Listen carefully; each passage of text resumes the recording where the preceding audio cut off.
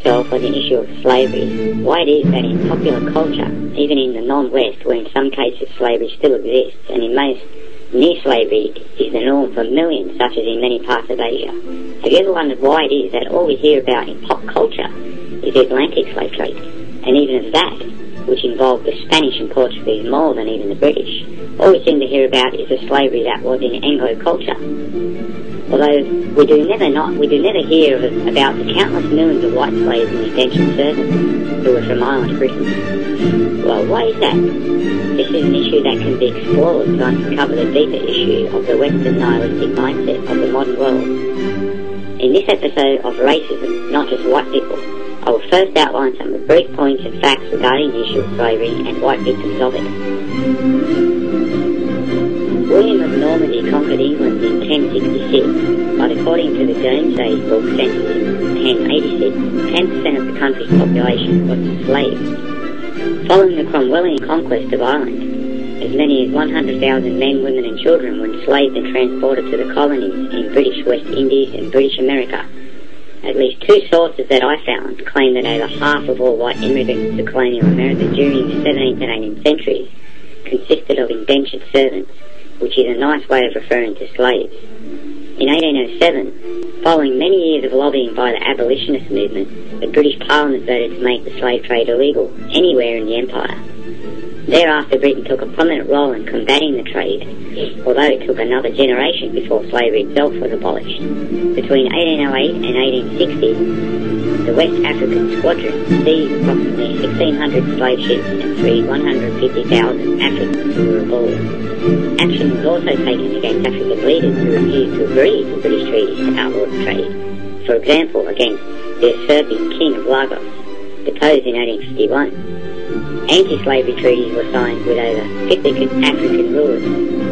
Now, not considering the fact that the Portuguese and the Spanish had many more slaves than the British did, let's see what the Muslims have done in the matter of slavery.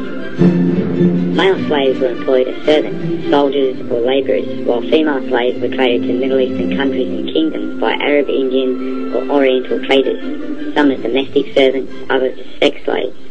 Some historians estimate that between 11 and 17 million slaves crossed the Red Sea, Indian Ocean and Sahara Desert from 650 to 1900 AD. Slavery was an important part of Ottoman society. In Istanbul, about 1/5 of the population consisted of slaves. Compare this to 10% in England in 1066. As late as 1908, women slaves were still sold in the Ottoman Empire. In fact, the American Navy was constructed nearly 200 years ago for the main purpose of combating pirates, who it is, who thought it as their God-given right written in the Quran to rob from non-Muslims and slave them. Nautical traders from the United States became targets and frequent victims of the Barbary pirates. As soon as that nation began trading with Europe, as well as the US, refused to pay the required tribute to the North African states.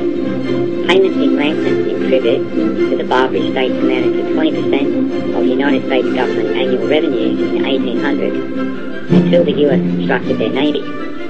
The Arab or Middle Eastern slave trade continued into the early 1900s, and by some accounts continues to this day. As recently as the 1950s, Saudi Arabia had an estimated 450,000 slaves, 20% of the population. It is estimated that as many as 200,000 black South Sudanese children and women, mostly from Dinka tribes, who were sold by the Sudanese Arabs of the north, have been taken into slavery in Sudan during the Second Sudanese Civil War. In Mauritania, it is estimated that up to 600,000 men, women and children, or 20% of the population, are currently enslaved, many of them used as bonded labour. Slavery in Mauritania was criminalised in August 2007. The Arab trade in slaves continued into the 20th century. Written travelogues and other historical works are replete with references to slaves owned by wealthy traders, nobility and heads of state in the Arabian Peninsula, well into the 1920s. Slave owning and slave-like working conditions have been documented up to and including present in countries of the Middle East. Though the subject is considered taboo in the affected region, a leading Saudi government cleric and author of the country's religious curriculum has called for the outright re-legalization of slavery. Children as young as 2 years old are used for slavery as child camel jockeys across the Arab countries of the Middle East. Although strict laws have been introduced recently in Qatar and United Arab Emirates, thanks to better awareness of the issue and lobbying by human rights organisations such as the Ansar Bernie Trust. The use of children still continues in outlying areas and during secret night-time races. Many of the Iraqi women fleeing the Iraq war are turning to prostitution. Others are trafficked abroad to countries like Syria, Jordan, Qatar, the United Arab Emirates, Turkey and Iran. Syria alone, an estimated 50,000 Iraqi refugee girls and women, many of them widows, are forced into prostitution. Cheap Iraqi prostitutes have helped to make Syria a popular destination for sex tourism. The clients have come from wealthier countries in the Middle East, many are Saudi men. High prices are paid for virgins. Well, doesn't this make you wonder? Obviously, there's more happening in places like Africa and Asia, but doesn't this make you wonder why? Why do we just think of slavery as something that white people did to a handful of Africans brought to North America? Why? Just think about that. Does it only matter what white people do?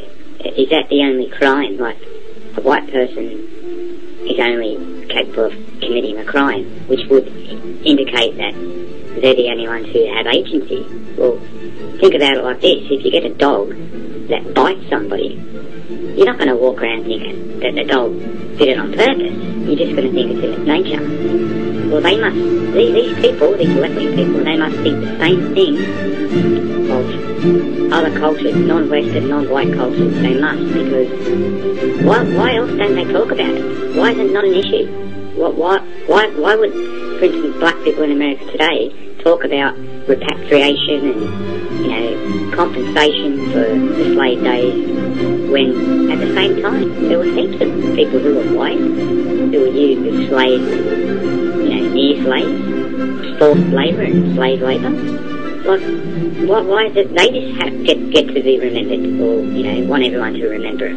Why is it that the white elite, the guilty elite, nihilists, want everyone to remember it? As though this is my crime. Look, I'm cleansing myself. I'm great. It makes you think, doesn't it, with the Obama election and the way everybody's reacting to it, as though like he's some kind of saviour sent by God. Really makes me wonder. Anyway, until next time. Good night.